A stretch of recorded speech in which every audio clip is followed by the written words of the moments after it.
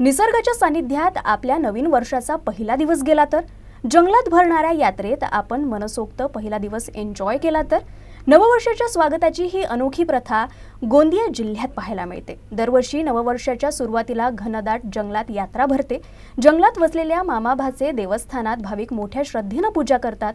शिवाय त्यांच्या रूपातील झाडांना नवस देखील बोलतात। नववर्षाच्या स्वागताची ही अनोखी परंपरा गेल्या अनेक वर्षांपासून साजरी केल्या जात आहे।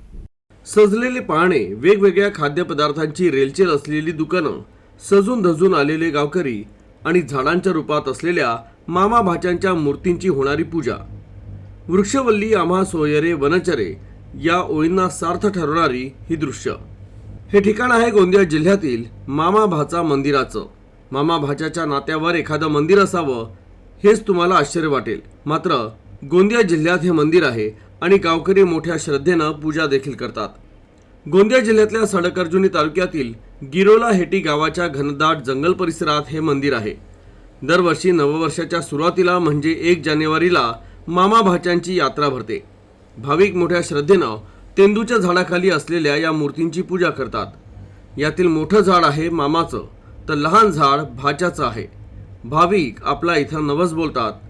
यात्रेच्या सुरुवातीला एक अखंड ज्योत प्रज्वलित केली जाते आणि या ज्योतीचं विसर्जन करून यात्रेची दुसऱ्या दिवशी सांगता केली जाते।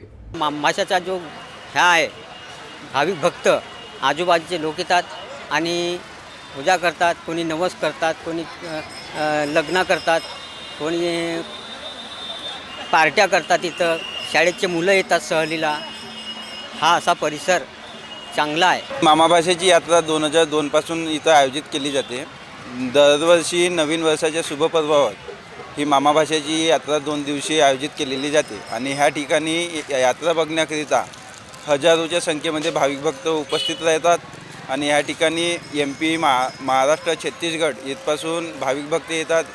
ह्या मामा भाषा देवस्थानामध्ये नवस वगैरे जे भाविक भक्त आहेत ते आयोजित केलेले जाते, नवस काढले जातात आणि इथं यात्रेनिमित्त दरवर्षी कोणता नाही कोणता सांस्कृतिक कार्यक्रम आयोजित केलेला असतो।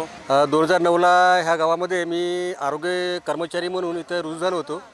तेव्हापासून मी ही यात्रा बघत आहे आणि फार दूरदूरून लोक येतात आणि अशा जंगल कुशीमध्ये वारसा लाभलेला मामाभाषेची यात्रा म्हणून खूप प्रसिद्ध झालेली आहे। जवळपास 112 वर्षापूर्वी मामा भाचा जंगलात झाडा तोडायला गेले होते, परंतु ज्या झाडाला तोडण्याचा प्रयत्न केला त्या झाडातून रक्त निघालं। शिवाय मामा भाच्याला दुखापत देखील झाली, त्यामुळे ते या झाडांची पूजा करू लागले। कालांतरानं याची चर्चा गावात पसरली आणि गावकरी देखील या झाडांची पूजा करू लागले। मामा भाच्याच्या मृत्यूनंतर या 2 झाडांच्या खाली गावकऱ्यांनी मंदिराची उभारणी केली अशी आख्यायिका आहे। गेल्या काही वर्षापासून या ठिकाणी यात्रा भरते, तर यात्रेच्या निमित्तानं हजारो भाविक जंगलातील मंदिराचं दर्शन घेतात। यात्रेच्या निमित्तानं का होईना नागरिक वर्षाचा पहिला दिवस निसर्गाच्या सान्निध्यात घालवतात।